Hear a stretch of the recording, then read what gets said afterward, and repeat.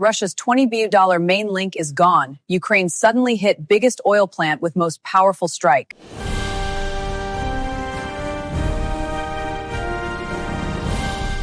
Мамочки, это дроны. Блядь, это дроны, нахуй. Russia had only one rule regarding the war. The front line is completely isolated, and the interior regions are safe for the people. From the capital Moscow to St. Petersburg, from Krasnodar to Siberia, Putin has been reminding the Russian people of this rule for days, and with great confidence saying, the year 2026 will be the year of unity of the peoples of Russia. However, on December 25th, chaos instantly spread across Russia and shattered this rule. The wrath of Ukraine's Storm Shadow missiles and drones thundered in the skies over Rostov, Volgograd, and Krasnodar. While Putin spoke of the Year of Unity, the skies over southern Russia were lit not by fireworks, but by the hellish fire created by 450-kilogram warhead missiles and hundreds of drones. Refineries burned, port warehouses caught fire, airports closed. Thousands of Russian citizens traveling for the Christmas holiday were stranded in terminal corners, encountering the cold face of war. The targets were southern Russia's largest oil pipelines. Armored units defending Moscow, generators for air defense systems, and a significant portion of fighter jet fuel were supplied by the Rostov and Volgograd refineries. If the refinery burns, the fuel runs out.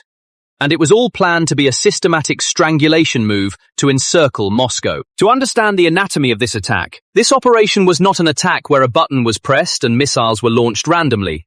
This was a daring and technically flawless ghost operation carried out by the Ukrainian Air Force. Data from the field and radar tracks confirmed that the attack was carried out using Storm Shadow missiles, not from the ground. This means that Ukraine's Su-24M tactical bomber aircraft penetrated deep into Russian air defense territory, dropped their payload, and returned to base undetected. This situation represents a complete collapse scenario for the Russian aerospace forces, flying in terrain-hugging mode, only 30 to 40 meters above ground level. Russia's impregnable S-300 and S-400 batteries were probably scanning the ceiling of the sky at the time, but death came from below the radar horizon, skimming the tops of the trees. The reporting of more than 12 explosions in strategic depth areas like Rostov is proof that Russia's layered air defense doctrine collapsed and that billion-dollar systems were indistinguishable from piles of scrap that night. The type of ammunition used here was also critical for the destruction of the target. Storm Shadow carries a 450-kilogram Broach penetrator warhead. This warhead works in two stages. In the first stage, the penetrator charge pierces the refinery's outer concrete or steel armor. In the second stage, the main explosive detonates inside the facility. Ukraine did not fire its missiles randomly. They were directed with surgical precision at the refinery's most vital points, the distillation towers. Looking at the structure of the Novoshakhtinsk refinery, we see that the points hit targeted the atmospheric distillation units. These units are massive towers that separate crude oil and are the heart of the refinery. Without these towers, the refinery is just an oil storage facility and cannot produce anything. Ukrainian intelligence knew very well that repairing these towers would take months, even years. As a result, Moscow's billion-dollar defense myth was crushed that night by British-French engineering and Ukrainian courage. The timing and coordination of the attack were also noteworthy. The choice of Christmas Eve was a tactical decision to take advantage of the complacency of Russian radar operators. Simultaneous drone attacks on the refinery in Volgograd overwhelmed and paralyzed the Russian Air Defense Command and Control Center. Russian radars were unable to distinguish the real threat among hundreds of drone and missile signals. The intensity of the explosions at the refinery indicates that the storage tanks were full. The fire department's inability to intervene effectively caused the fire to spread uncontrollably to other units. Footage from the scene clearly shows flames lighting up the sky red and smoke clouds visible from miles away. These images are visual evidence of a full-scale demolition operation. The flames engulfing southern Russia spread to the port of Temryuk in Krasnodar.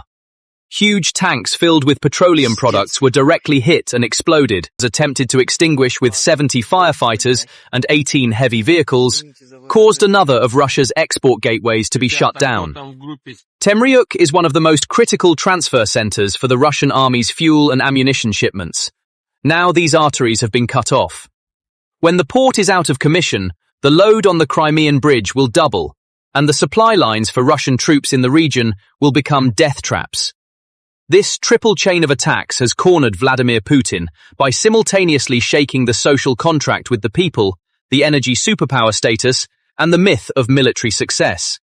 Hitting Novoshakhtinsk is not about stealing Russia's wallet, it's about squeezing the throat of the occupying army.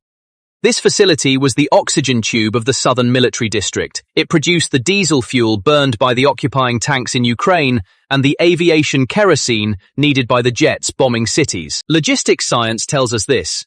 A tank without fuel is the world's most expensive pile of scrap metal and a stationary target for Ukrainian drones. Novoshakhtinsk's annual capacity is approximately 7.5 million tons of crude oil. The wiping out of this capacity overnight created a massive black hole in the Russian army's daily fuel needs, thousands of kilometers away. Transporting fuel there by train would clog Russia's already overloaded rail network and extend delivery times from days to weeks. During this time, Russian troops at the front will be forced to wait in freezing cold without being able to start their engines. Russian Air Force sorties will have to decrease because this blue vein has been cut off.